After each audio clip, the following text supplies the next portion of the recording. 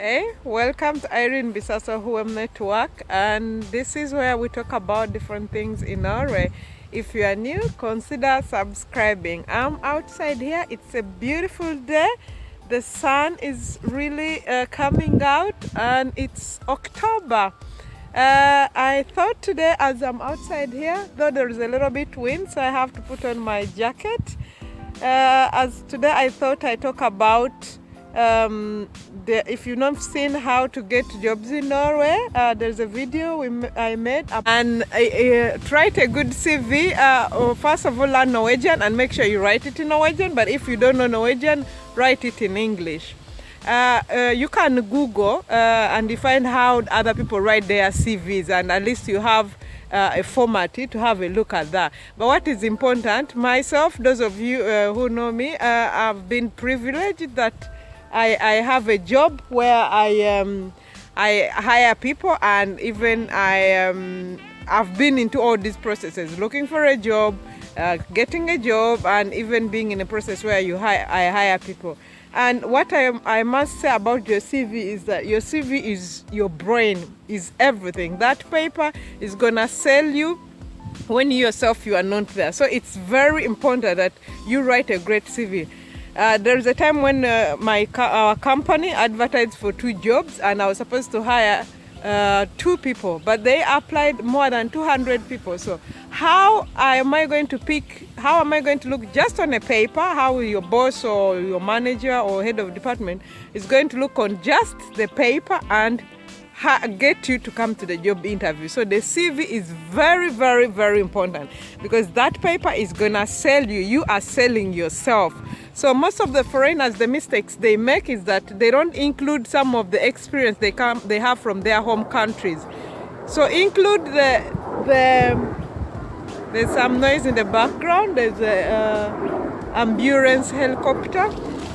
So make sure you use your background, I mean your experience from other country, your home country.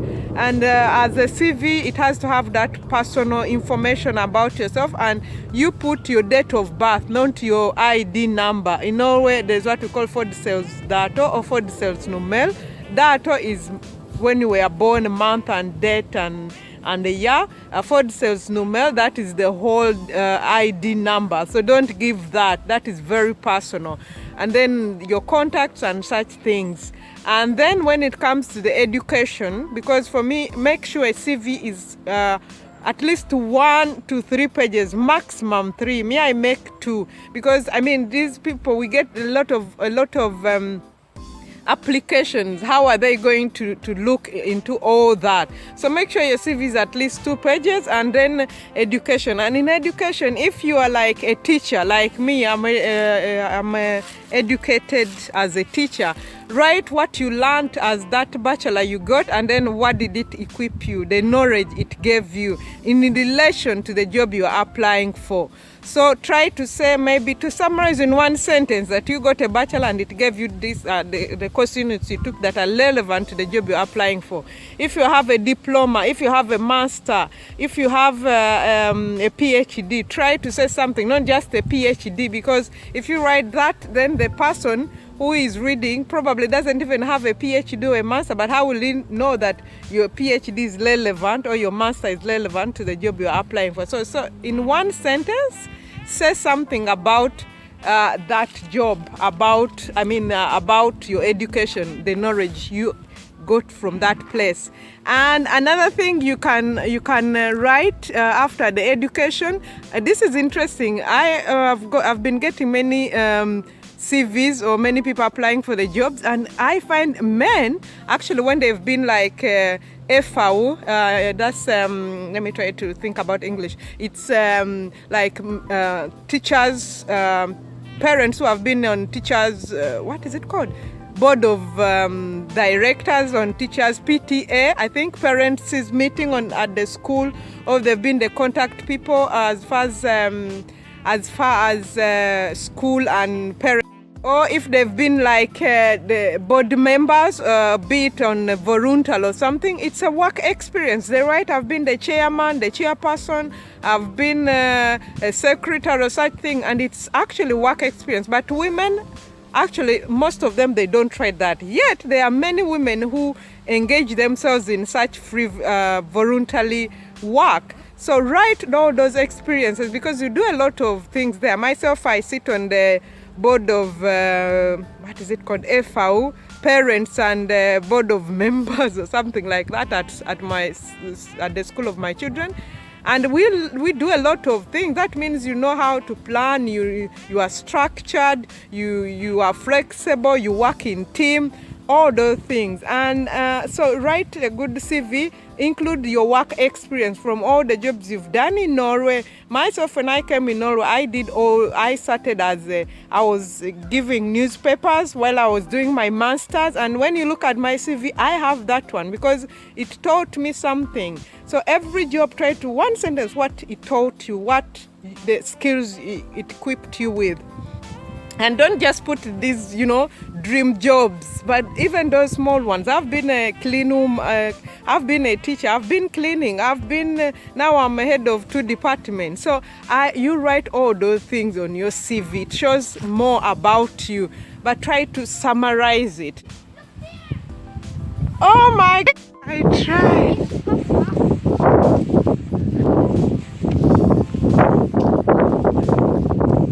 There were 2. What were they? One first and the second one after. What were they? The one there. We saw wild animals going in the bush here.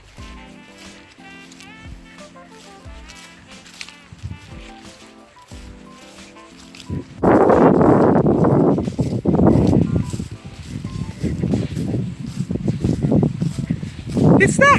It's there! It's there! Look at them! I did!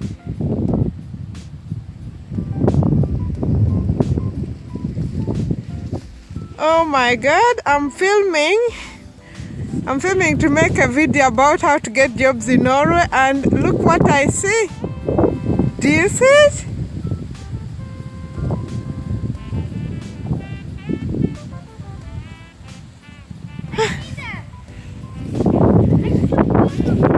You saw both of them?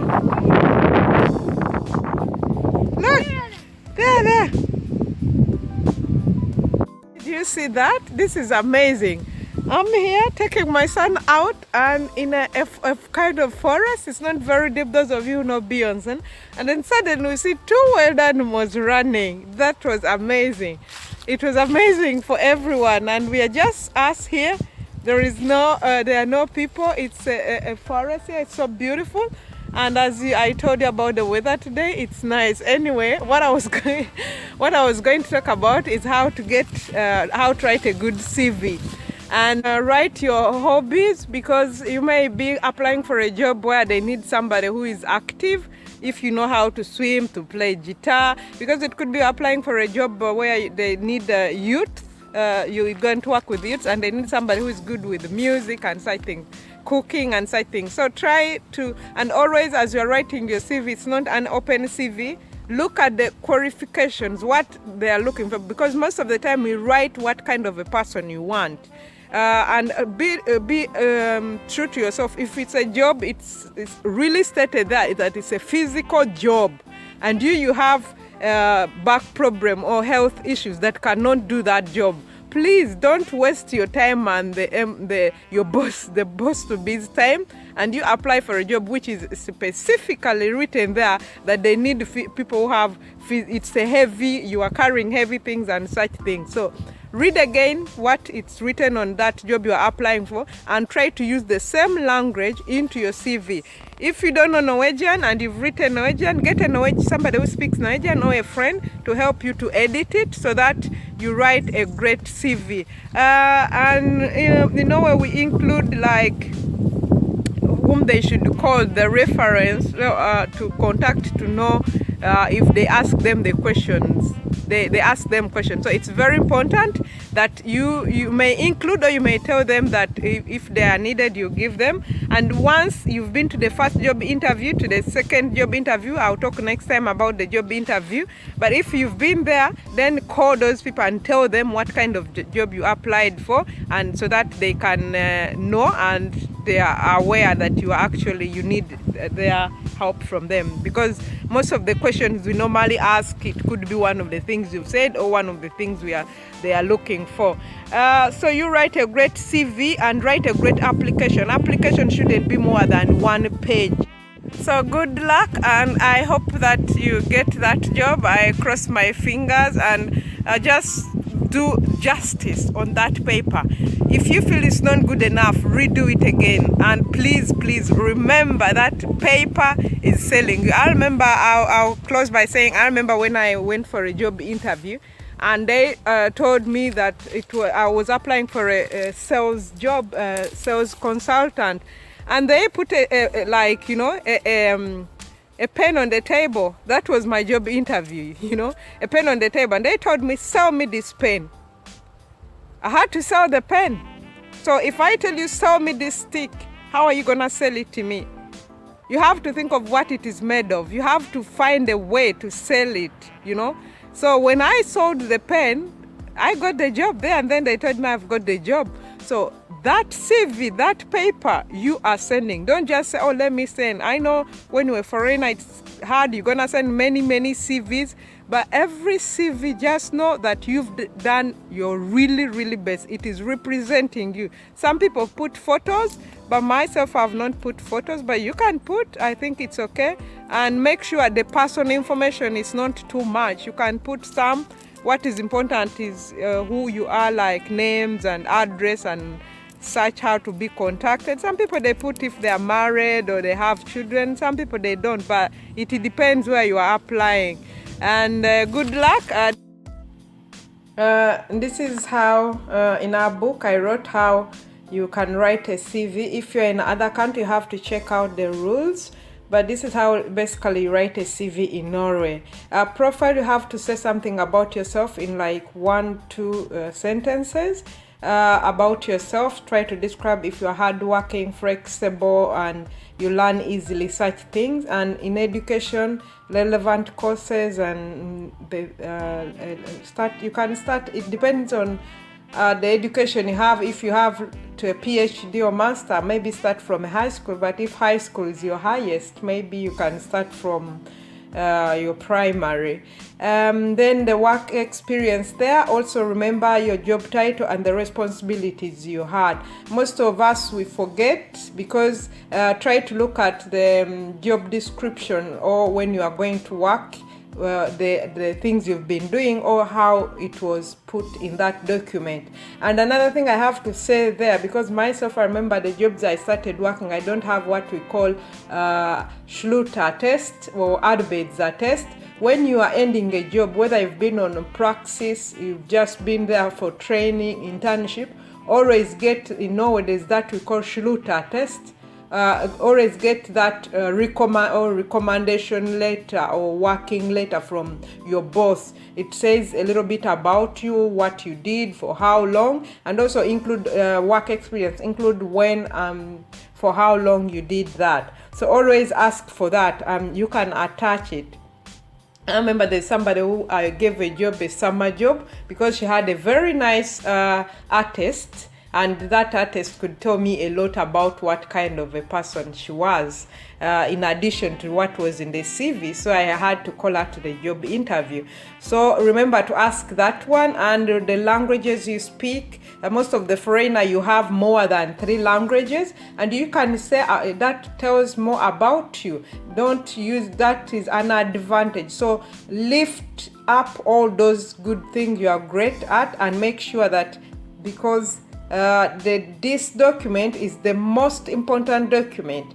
Your CV is the most important document as far as your work life is concerned. So always update it, because sometimes we forget what we've done and all that. Once you have a job, try to always to check on your CV and update it. And don't apply for a job when just because you don't have a job. Sometimes it's better to apply for a job even when you have another job, when you want to lift yourself to higher, to get better positions or better jobs, paying conditions, whatever it is. So always update your CV even though you have a job, because that day when you're gonna try to write a CV, you may not remember all the things you've done in your previous job. Yes, this is Irene Bisassohoemnetwork, and I hope you get that job, you write a great CV, and good luck. If you are new to our channel, consider subscribing. Next time we are coming with the first job interview, what you should do or how you should prepare yourself before you go to the job interview. Bye! Enjoy Norway. Go out and enjoy the beautiful autumn weather. You may see the wild animals just like we did. Bye!